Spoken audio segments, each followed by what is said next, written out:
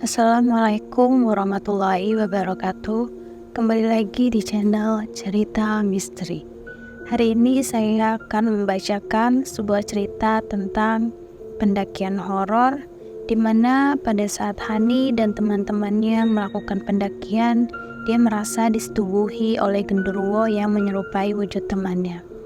Sebelum kita masuk ke ceritanya, tekan dulu tombol subscribe channel ini. Jangan lupa tekan juga tombol like dan juga komen pada tiap video yang kita buat. Nyalakan juga lonceng notifikasinya agar tidak ketinggalan cerita-cerita lainnya dari channel ini. Karena kita akan bagi-bagi door prize berupa pulsa 100.000 untuk 10 orang pemenang. Door prize akan diundi apabila subscriber kami sudah mencapai 1.000. Terima kasih. Kisah ini dialami oleh seseorang yang sebut saja dia adalah Hani. Waktu itu, Hani ini sedang ngekos di luar kota untuk menyelesaikan studinya.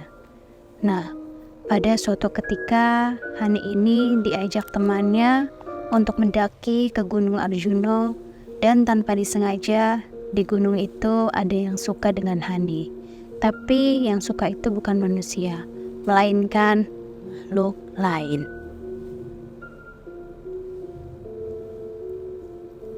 Di kosan Hani punya teman yang cukup akrab. Sebut saja dia adalah Nita. Nita ini bisa dibilang pergaulannya sangat bebas. Seringkali dia keluar sampai larut malam sama teman-temannya yang cowok, bahkan sering juga tidak pulang ke kos. Tapi senakal-nakalnya Nita, dia tidak pernah mengajak Hani untuk hal-hal semacam itu. Pada suatu ketika, Nita mengajak Hani untuk pergi mendaki gunung. "Han, ikut anak-anak yuk naik gunung," ajak Nita. "Naik gunung mana, Nit? Sama siapa aja?" jawab Hani. "Anak-anak kampus lagi ngadain acara pendakian," jelas Nita. Awalnya Hani menolak karena dia masih ada kerjaan kampus yang belum selesai. Tapi mengingat yang mendaki itu adalah teman-teman kampusnya, akhirnya Hani memutuskan untuk ikut. Di sisi lain, dia juga sudah cukup lama tidak naik gunung. Keesokan harinya ketika sedang di kampus, mereka yang akan ikut mendaki berkumpul di kantin untuk membahas rencana itu, dan waktu itu ada 6 orang. Imron, Fatul, Heri, dan Arif, termasuk Hani dan Nita. Ketika sedang berkumpul, Imron bercandain Hani. "Tumben Han mau keluar. Biasanya susah banget kalau diajak." "Iya nih, udah lama nggak daki jadi kangen," jawab Hani. Di antara mereka berenam, yang cukup akrab dengan Hani adalah Imron dan Nita. Setelah cukup lama membahas rencana pendakian ini, akhirnya mereka memutuskan untuk mendaki ke Gunung Arjuno via jalur Tretes. Nanti hari Sabtu 2 hari ke depan.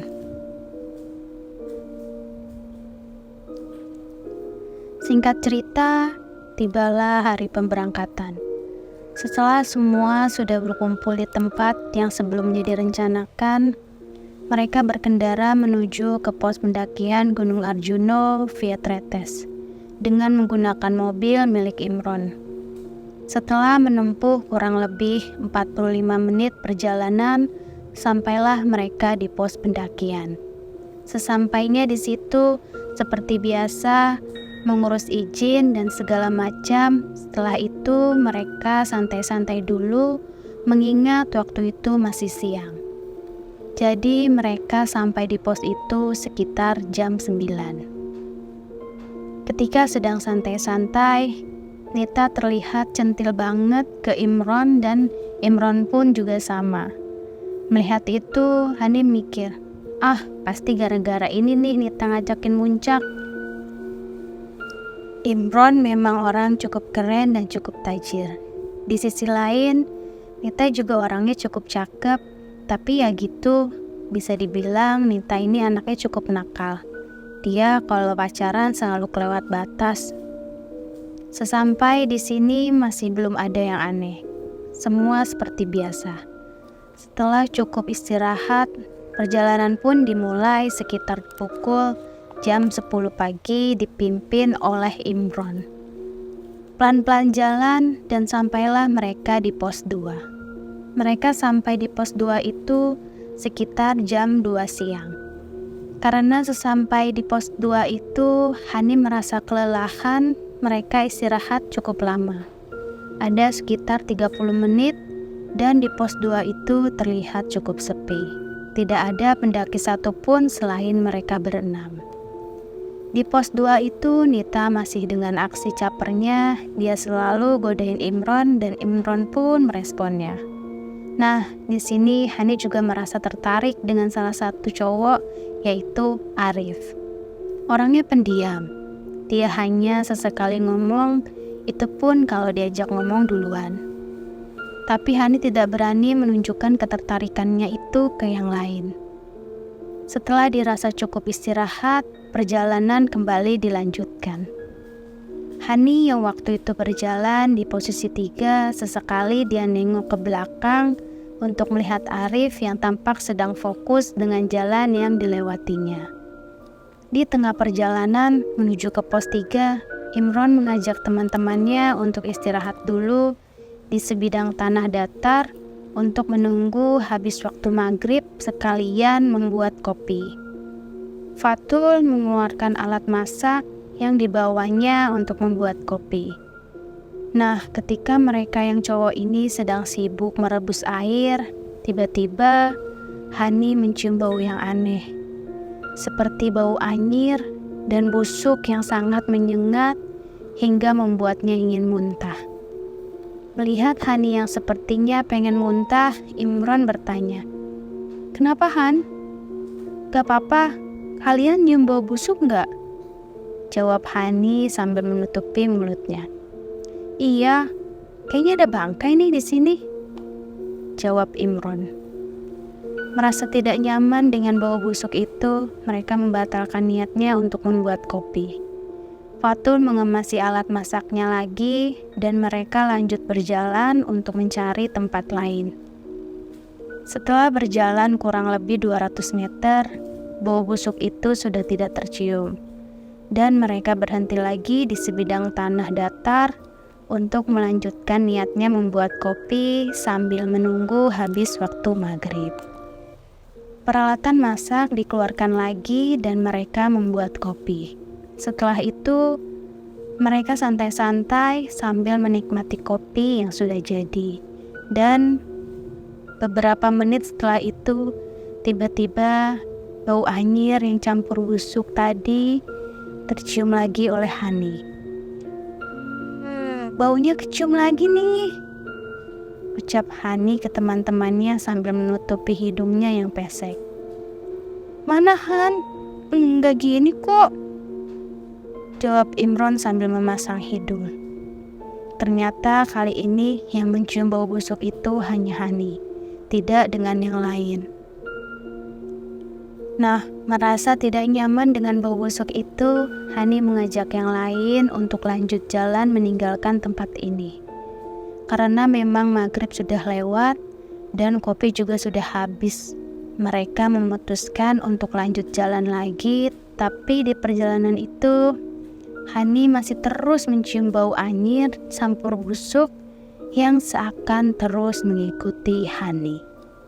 Sampai-sampai masker kain yang dipakainya, Hani ini tidak mampu menahan baunya. Ini bau bangkai kok masih aja kecium ya?" ucap Hani pada Nita yang waktu itu berjalan di depannya.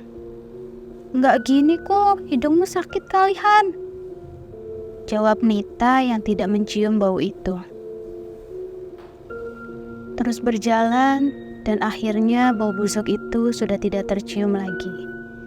Singkat cerita, sampailah mereka di pos 3 tepat jam 8 malam.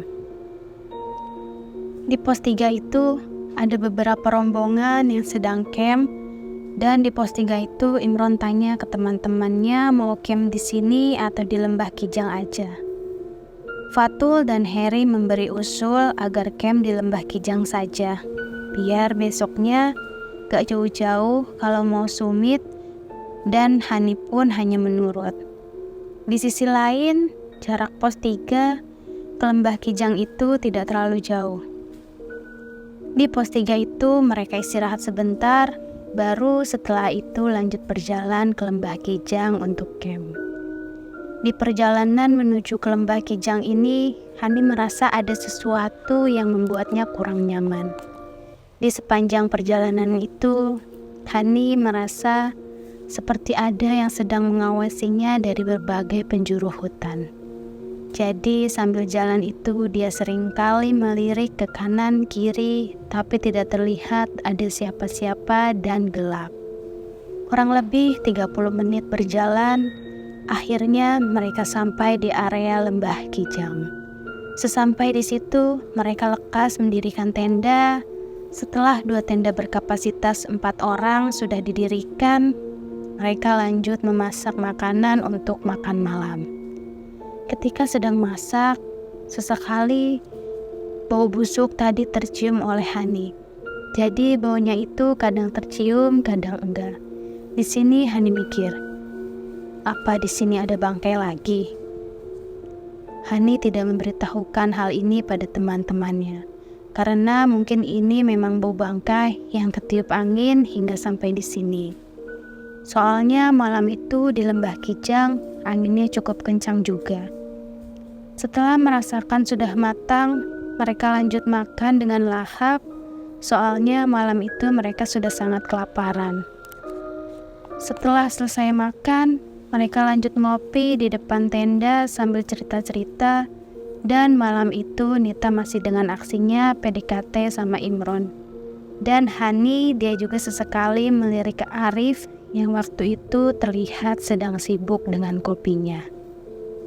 Karena semakin larut, mereka memutuskan untuk masuk tenda dan tidur. Malam itu kan mereka mendirikan 2 tenda. Tenda 1 diisi oleh Imron, Fatul, Harry, dan Arif, sedangkan tenda satunya diisi oleh Hani dan Nita. Ketika sedang tidur, Hani bermimpi sedang berduaan dengan Arif di sebuah tempat. Nah, ketika sedang berduaan itu, tiba-tiba si Arif ini meluk Hani. Sepertinya Arif menunjukkan ketertarikan pada Hani, dan Hani pun diam aja ketika dipeluk Arif itu. Ketika sedang dipeluk, Hani merasa tidak bisa bergerak, karena mungkin pelukannya Arif itu terlalu kencang. Hingga akhirnya dia terbangun dari tidurnya. Setelah bangun, dia ini masih tidak bisa menggerakkan tubuhnya sama seperti yang ada di mimpinya tadi. Jadi dia cuma bisa melek dengan posisi miring ke arah Nita. Bersamaan dengan itu, tiba-tiba ada sebuah tangan yang perlahan memeluknya dari belakang, dan tangannya itu berbulu hitam. Melihat itu, Hani kaget. Ini tangannya siapa kok banyak bulunya? Dia berusaha membangunkan Nita, tapi saat itu Hani tidak bisa menggerakkan tubuhnya, bahkan ngomong pun tidak bisa. Dia berusaha sekuat tenaga untuk meraih badannya Nita, hingga akhirnya tangannya bisa menyentuh lengannya Nita. Lalu dia menggenggam erat lengannya Nita. Karena mungkin merasa sakit dengan genggaman itu, akhirnya Nita bangun, dan bangun-bangun Nita nanya ke Hani. "Ada apa, Han?"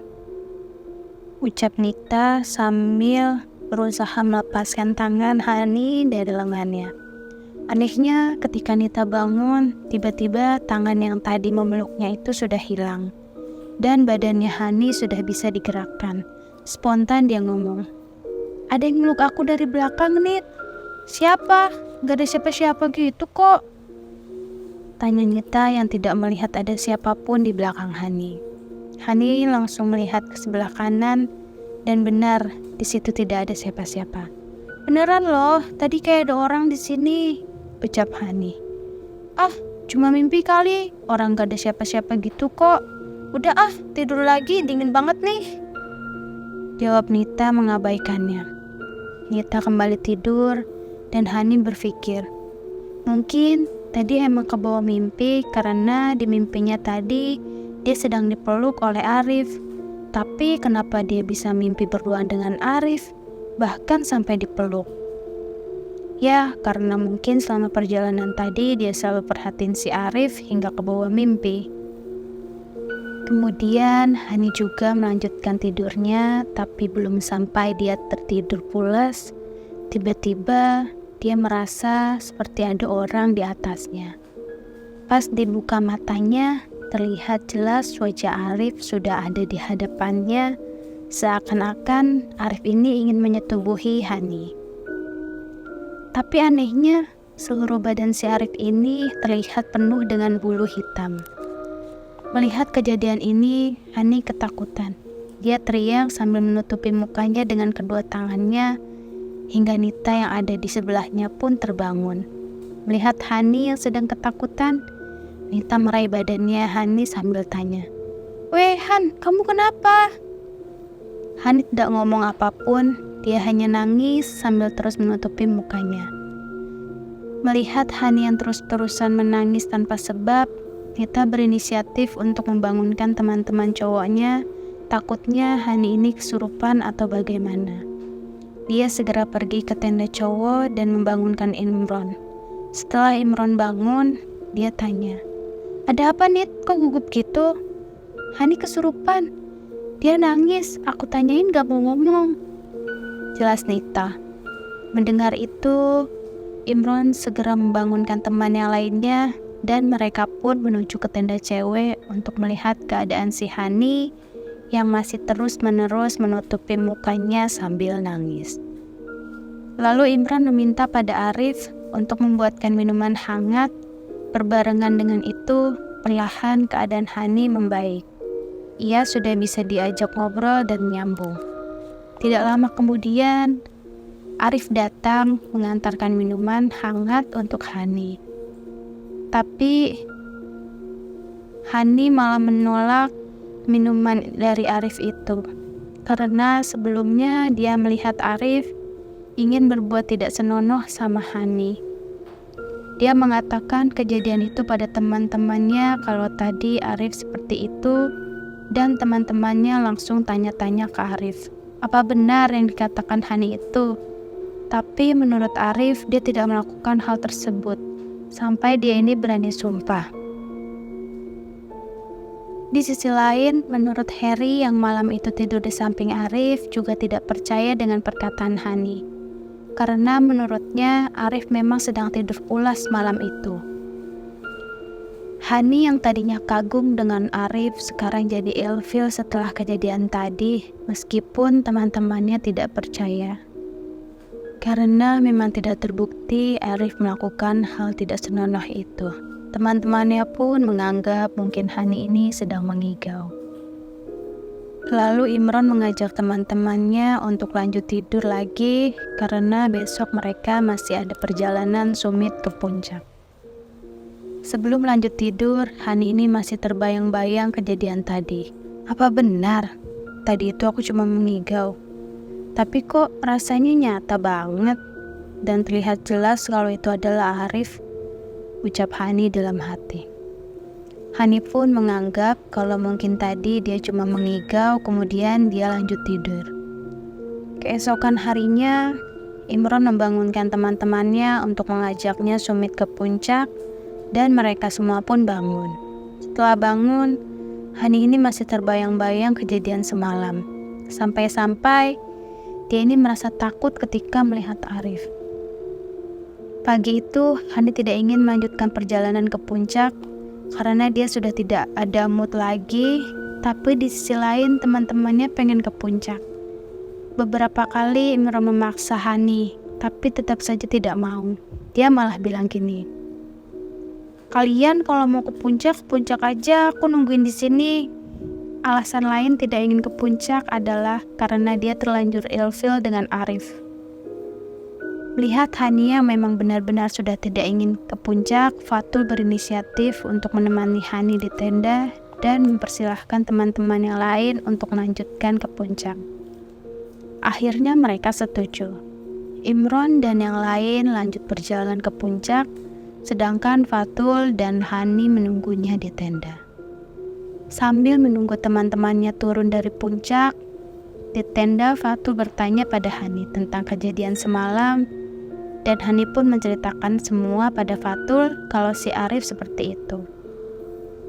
Mendengar penjelasan dari Hani, Fatul tidak percaya, karena setahu Fatul, Arif bukan tipe orang yang seperti itu. Dia ini pendiam, jadi nggak mungkin. Di sisi lain, pas di puncak, Arif dan Heri ketemu teman lamanya yang tadi mendaki di Purwosari.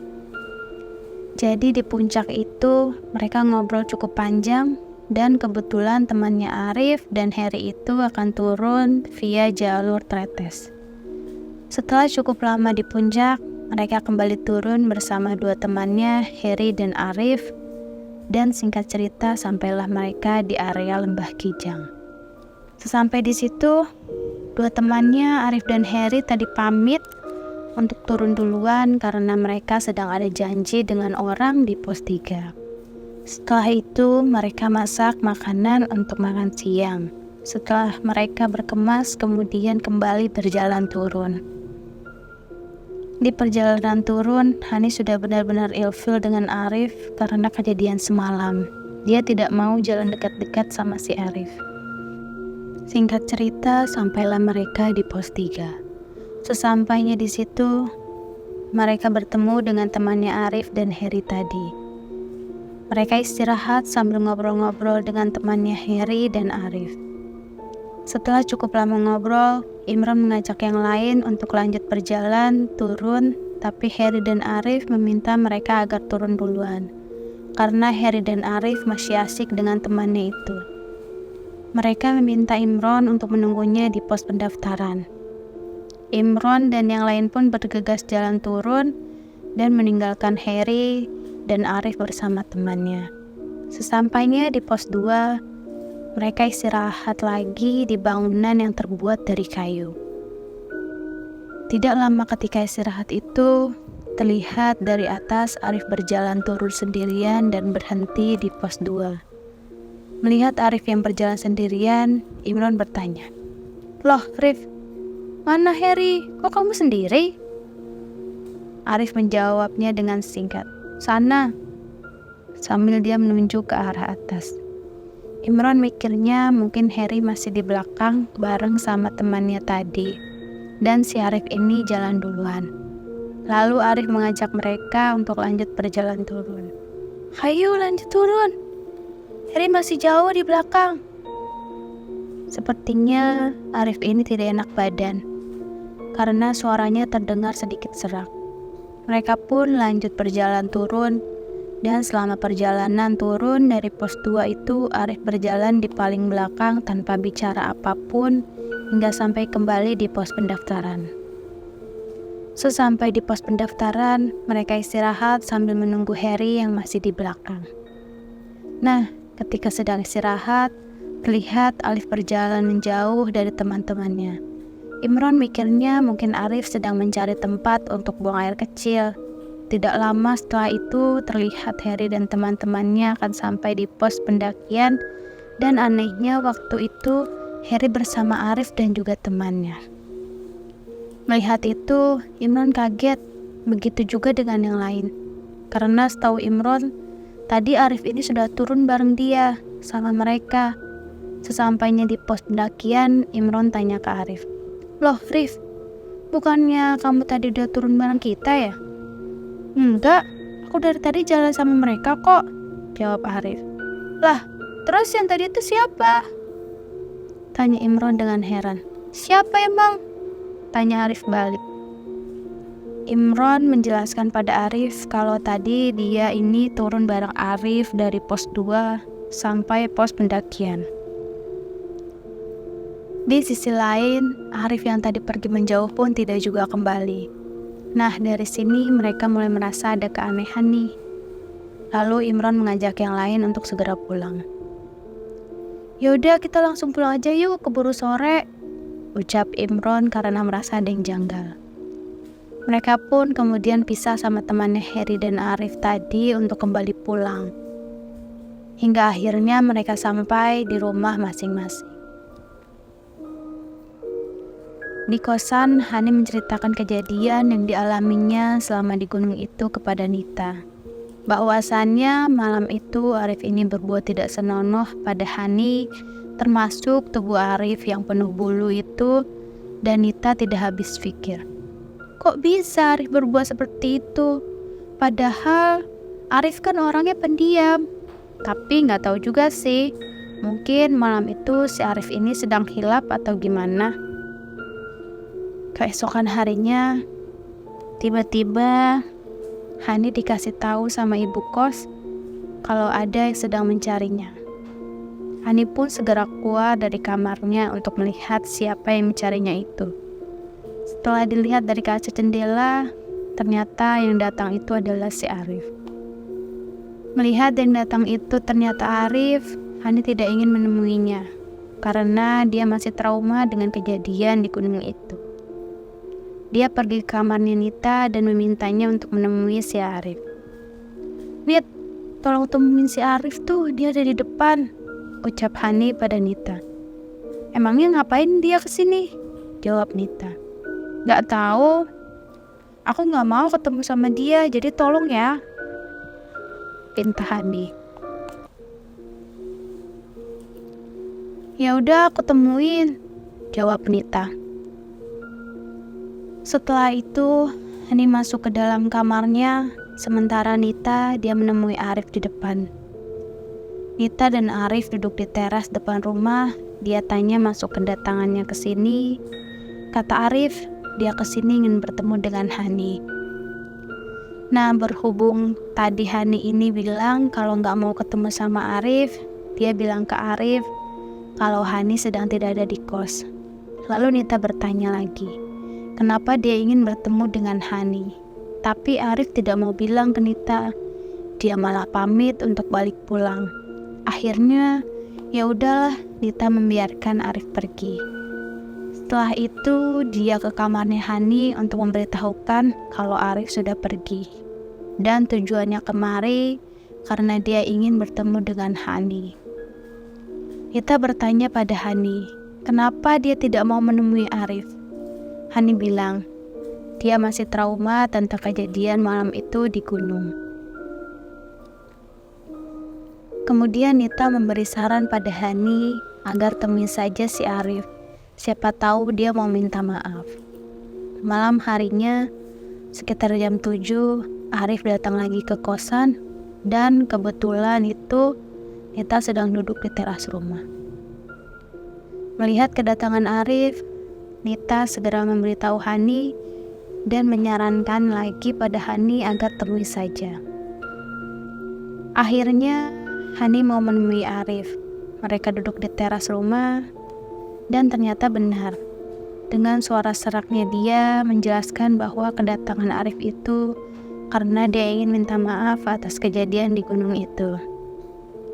Karena memang Arif sudah mengakui kesalahannya, Hani pun memaafkannya. Setelah itu, Hani meminta Arif untuk pulang karena di sisi lain waktu itu juga sudah malam, takutnya nanti dia dimarahin sama ibu kos. Setelah pulang, Hani bilang ke Nita kalau tujuan Arif tadi minta maaf dan Hani sudah memaafkannya. Malamnya, ketika Hani ini sedang tidur, kejadian di gunung itu terulang lagi. Ketika sedang nyenyak tidur ini, merasa seperti ada seseorang yang sedang memeluknya dari belakang. Spontan Hani bangun dari tidurnya dan melihat siapa yang memeluknya itu. Ternyata dia adalah Arif, dengan penuh bulu di seluruh tubuhnya. Melihat kejadian itu, Hani teriak sekencang-kencangnya sehingga membuat Nita dan penghuni kos yang lain bangun, termasuk ibu kos. Mereka, para penghuni kos, masuk ke kamarnya Hani. Terlihat Hani sedang ketakutan sendiri. Lalu Nita mendekati Hani dan bertanya ada apa. Hani hanya menjawab, "Arif, Arif, Arif." Dengan ada ketakutan, mendengar itu Nita bingung. Mana ada Arif? Lagian ini kan udah malam. Gak mungkin juga ada cowok yang masuk ke dalam kos. Nita mikirnya mungkin malam itu Hani sedang mengigau. Begitupun dengan penghuni kos lainnya. Lalu ibu kos meminta pada yang lain untuk kembali ke kamarnya untuk tidur. Melihat Hani yang sedang ketakutan, ibu kos meminta agar Nita tidur di kamarnya Hani untuk menemaninya. Setelah semua sudah bubar, di kamar Hani menceritakan tentang kejadian yang dialaminya barusan kepada Nita. Kalau tadi itu ada Arif yang tiba-tiba memeluknya dan tubuh penuh bulu. Tapi Nita tidak percaya. Dia menganggap mungkin Hani habis ngelindur. Soalnya yang diceritakan itu tidak masuk akal. Beberapa malam, kejadian itu terus dialami oleh Hani. Ia selalu dihantui sosok Arif dengan badan penuh bulu, hingga akhirnya ibu kos menyarankan Hani untuk pulang beberapa hari agar pikirannya bisa tenang. Baru setelah itu balik lagi ke kos. Hani pun pulang untuk menenangkan pikirannya di rumah. Di rumah Hani menceritakan tentang apa yang dialaminya selama berada di kos itu dan orang tuanya. Lalu orang tuanya berinisiatif untuk menanyakan hal ini kepada orang tua yang ada di kampungnya. Saat itu juga mereka pergi ke rumah orang itu. Sesampai di sana, Hani menjelaskan tentang semua yang dialaminya itu kepada orang tersebut. Setelah diceritakan, orang itu terlihat seperti sedang memperhatikan keadaan sekitar. Lalu dia berucap, "Ini ada yang ngikutin kamu. Itu di depan pintu. Dia sedang mengintip mau masuk tapi gak bisa. Dia suka sama kamu, makanya terus ikut." Mendengar itu, orang tua Hani bertanya, "Kalau gitu tolong agar disuruh pergi aja biar gak ganggu anak saya."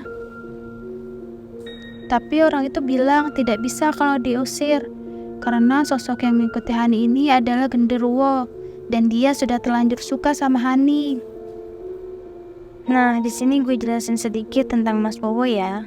Wowo ini dia pinter, dia punya akal sama seperti manusia.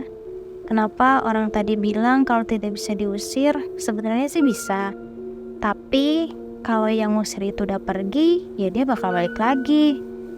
Dan Wowo ini bisa berwujud seperti manusia biasa ataupun makhluk hidup yang lain.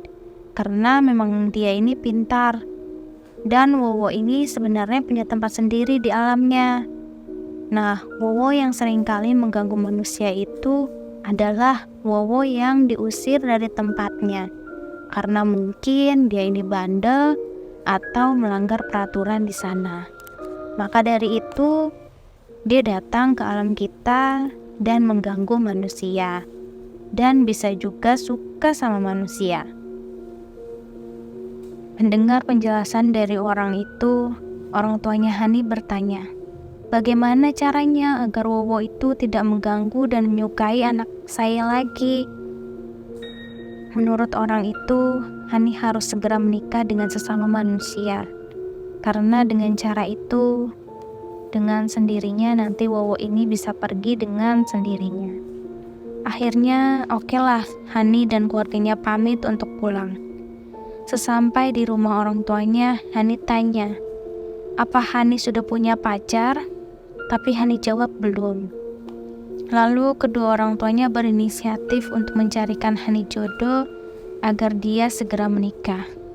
Hingga akhirnya Hani menikah dengan laki-laki pilihan orang tuanya, meskipun Hani kurang begitu suka dengan laki-laki pilihan orang tuanya tersebut, karena memang Hani belum tahu pasti sifatnya. Setelah pernikahan itu berlangsung, perlahan Hani sudah tidak diganggu oleh sosok Wowo itu, dan sekarang dia sudah tidak tinggal di kos lagi, pulang pergi kuliah diantar sama suaminya, dan lama-kelamaan Hani merasa nyaman dengan laki-laki pilihan orang tuanya tersebut. Selesai.